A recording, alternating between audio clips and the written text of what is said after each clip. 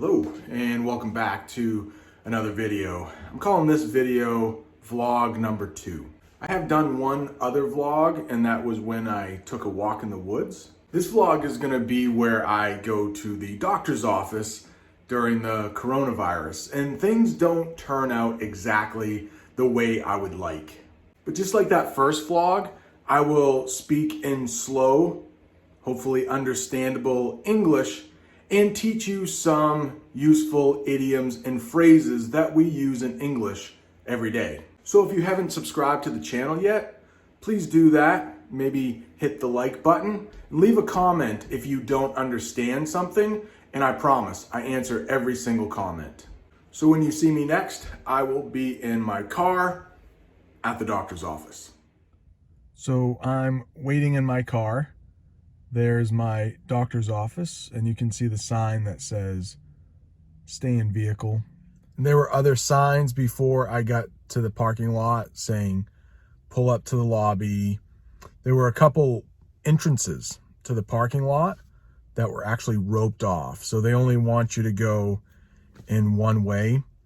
And when I pulled up, there was a woman to meet me, and I put my mask on, and she came to my side of the door, my side of the car, and she asked several questions before she took my temperature. But she was all dressed in PPE. She had the mask, personal protective gear. I made a video about COVID vocabulary you may want to check out. But she was all dressed in her PPE, and she had asked me if I had any exposure to anyone who had COVID-19, or if I had any symptoms such as a fever or chills. And I'd said no, truthfully. I answered truthfully. And then she took my temperature.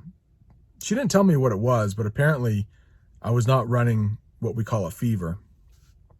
And so she said, "Is this the phone number where we can call you in your car?" I said, "Yes." She said, "We will call you when the doctor is ready to see you." So right now I'm just in my car waiting for the call. So this is what I was talking about, the two entrances that were roped off.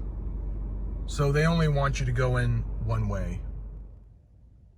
So this is exactly what happened to me. They ask you, so she's doing the same exact thing. I'm sure she's asking that person, have you had any exposure to COVID? And she has the temperature thing. So they've pretty much eliminated what we call the waiting room. It's exactly what it sounds like. It's a room that you wait in with other people for the doctor to call you. So now everyone is just waiting in their car. So my appointment's all done, and there was plenty of hand sanitizer. Everyone was wearing masks and not so many gowns. It was just the woman that met me that had the gown on. It was just masks, actually. The doctor had a mask. The nurses had masks. So I had some x-rays. The technician, x-ray technician, that's what we call someone who takes x-rays for a living.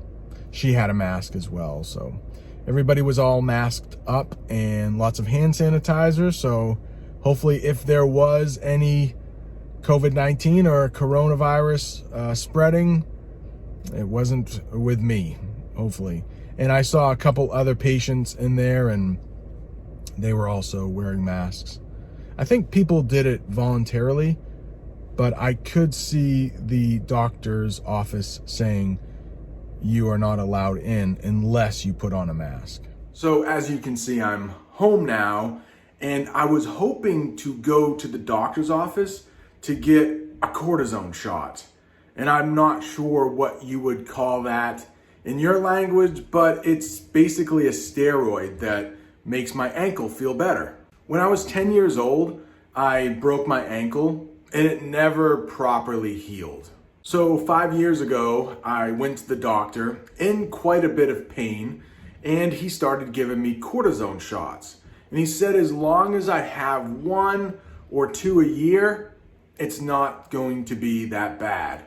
In fact, I could get as many as 6 a year and he wouldn't be too worried. I'm doing a little bit different way of shooting the video. I like to be standing up now, maybe a little bit more movement, but I did want to have my microphone on the whole time. So for the rest of the video, I'll make sure I keep on my microphone. So as I was saying, for the last couple years, I've been getting this shot in my ankle and it's been feeling really good. And right before the coronavirus hit, I wanted to get that shot, but of course, the doctor's office closed down. So 2 months later, doctor's office is back open, but my normal doctor is not in the office for at least a little while. There's a new guy. And when I go to get my shot, he says no. When I first went to the doctor's office, they asked me to have an x-ray. And that would show them what was going on inside my ankle. To a certain extent. Only so much. And the doctor, my new doctor, said he didn't want to keep giving me cortisone shots until he knew what exactly was going on with my ankle. And he couldn't see that with just an x-ray. He wants me to have an MRI, which is a little bit deeper than an x-ray, and it will tell him more of what is going on in my ankle. So the plot thickens. And we often say the plot thickens when we say something is getting a little bit more complicated. I went to the doctor's office thinking I would get my normal shot, go home, not be in pain anymore, and could start working out as I used to. But now I have to go to the hospital to get an MRI. Not exactly a place where I want to go when there is a worldwide pandemic going on. But in my new doctor's opinion, he said that I was too young to be receiving even 1 or 2 cortisone shots a year. He said if I continued to get shots this way, they would eventually wear off, meaning they would no longer work. The hospital should be calling me in a couple days so I can go in and have what's called that MRI. It's like an x-ray, only it shows them more information. Goes a little deeper than just a normal x-ray. So after the MRI results come back, my doctor said he will either give me that cortisone shot because I actually need it, or they might have to perform a surgery. But that would help me in the long run because I wouldn't need to keep getting cortisone shots. The doctor actually called me young, which I was kind of happy about. He said if I was 65, then he would give me the cortisone shot, no problem, because I wouldn't outlive the shot's effectiveness. Meaning I would probably die before the shots wore off. 65, I have maybe another 20 years if I'm lucky. But at 44, I might have 40 years. So he said by the time I'm in my 60s or 70s, if I'm lucky enough, those shots will no longer work. So the plot thickens. I will let you know, I will update you on what the results of the MRI is. The results of the MRI are. Even though that doesn't sound right, the results are. I'll let you know what the results are. So I'll be in a little bit of pain for a little bit longer, but in the long run, it might actually be better because I might not have to keep getting these shots. And by the time I'm in my 60s, 70s, and 80s, those shots will not have worn off. Those future shots will not have worn off. I don't even know what tense that is. Is that the future conditional hypothetical? I'm not sure.